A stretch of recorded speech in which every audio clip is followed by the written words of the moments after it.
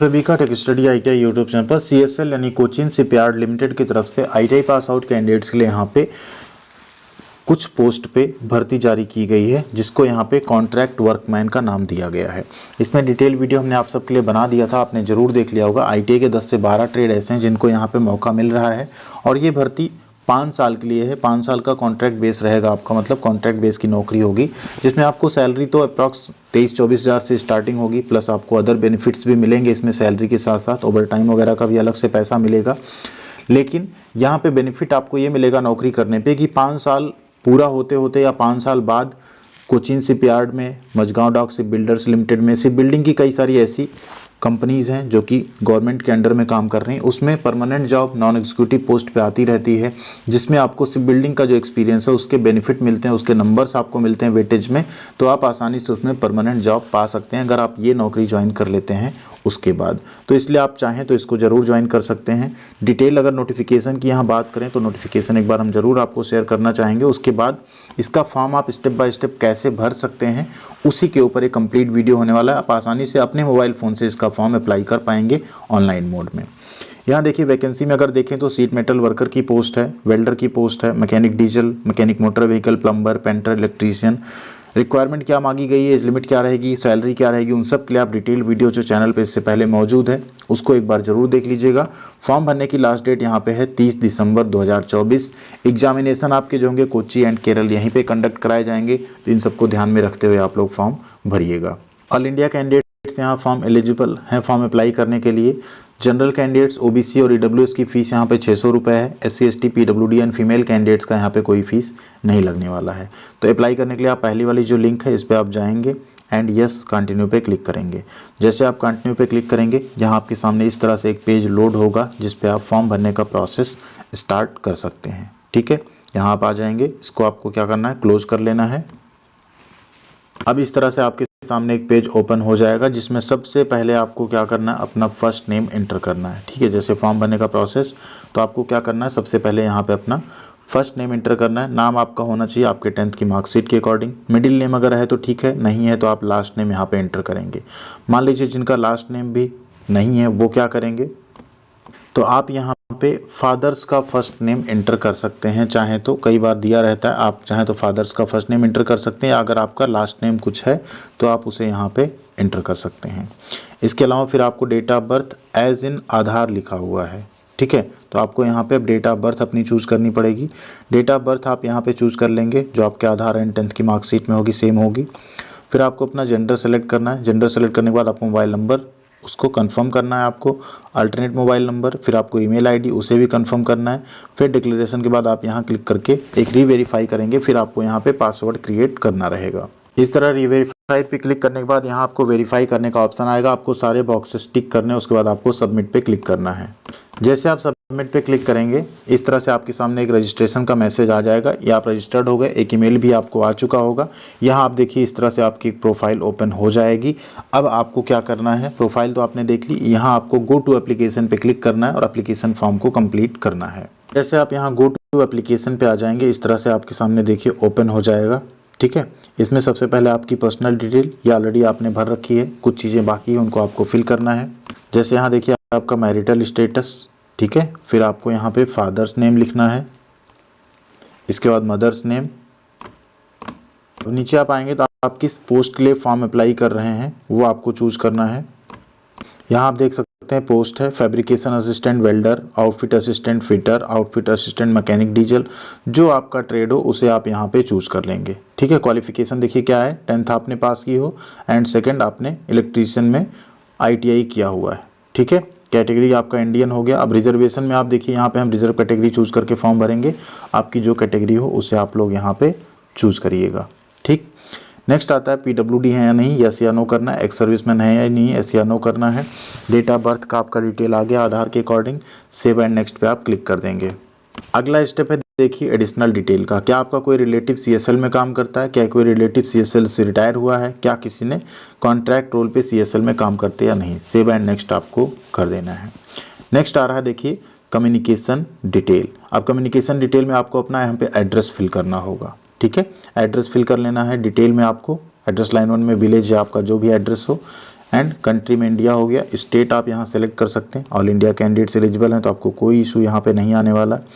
आपका जो डिस्ट्रिक्ट होगा उसे आप यहाँ पे चूज़ कर लेंगे, ठीक। फिर आपको पिन कोड डालना है। अगर परमानेंट एड्रेस सेम है तो आप येस पे यहाँ क्लिक कर देंगे, आपका दोनों एड्रेस सेम फिल हो जाएगा।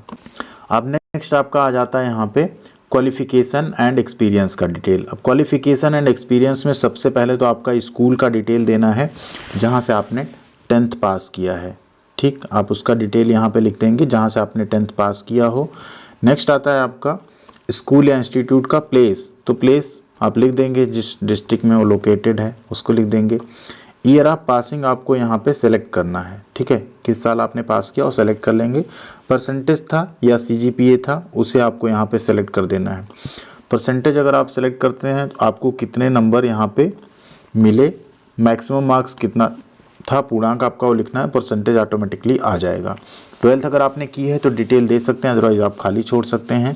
ITI में देखिए इंस्टीट्यूट का आपको नाम देना है, ठीक, कहाँ से आपने पढ़ाई की है। हम सैम्पल के तौर पे लिख रहे हैं, आप लोग यहाँ पे सही सही लिखिएगा। पास्ड फ्रॉम, अब वो किस डिस्ट्रिक्ट में आप उसका नाम लिख सकते हैं। मंथ एंड ईयर, दो चीज़ें पूछी जा रही हैं यहाँ पे, तो किस मंथ में आपने पास किया एंड किस ईयर में आपने पास किया वो यहाँ पे आपको देना पड़ेगा, ठीक है। इस तरह आ गया यहाँ पे। अब परसेंटेज सिस्टम था या CGPA, परसेंटेज मान लीजिए आ गया। अब आपको कितने नंबर्स यहाँ पे मिले, ठीक, मैक्सिमम मार्क्स कितना था वो आप लिख देंगे, परसेंटेज ऑटोमेटिकली आ जाएगा। डिप्लोमा आपने किया तो उसका डिटेल देना है, अदरवाइज़ आप खाली छोड़ देंगे। ग्रेजुएशन भी आप खाली छोड़ देंगे और आप यहाँ पे आ जाएंगे अब एक्सपीरियंस डिटेल पे। अब एक्सपीरियंस डिटेल ध्यान रखिएगा, हर पोस्ट पे 3 इयर्स का एक्सपीरियंस मांगा गया। अगर आपने मान लीजिए 1 ईयर की अप्रेंटिसशिप की है तो प्लस 2 इयर्स का आपके पास एक्सपीरियंस होना चाहिए, ठीक है। यहाँ देखेंगे सीरियल नंबर 1 है, इसमें आपको पूरा एक्सपीरियंस डिटेल ऐड करना है। अगर ऐसा लगता है कि आपका 2 से 3 जगहों से है, मान लीजिए एक अप्रेंटिसशिप हो गया फिर एक्सपीरियंस है, तो आप ऐड न्यू रो करके नंबर ऑफ एक्सपीरियंस अपना ऐड कर सकते हैं। तो चलिए यहाँ पे एक एक्सपीरियंस 3 इयर्स का ऐड कर लेते हैं, एक सैंपल के तौर पे ऐड करेंगे, आप लोग सही सही ऐड कीजिएगा। मान लीजिए नेम ऑफ ऑर्गेनाइजेशन मांगा गया, यहाँ पे हमने एंटर कर दिया टाटा स्टील, ठीक। पोस्ट हेल्ड, अब आपकी वहाँ पे पोस्ट क्या थी, ठीक, आपने जो 3 साल काम किया किस पोस्ट पे काम किया, मान लीजिए आपने काम किया है टेक्नीशियन की पोस्ट पे, ठीक। स्टेट एंड सिटी, किस स्टेट में एंड किस सिटी में वो कंपनी है, ठीक है, तो वो आप यहाँ पे लिखेंगे। सपोज करिए मैंने यहाँ पे लिख दिया झारखंड जमशेदपुर, ठीक, इस तरह आप लिख देंगे यहाँ पे जमशेदपुर।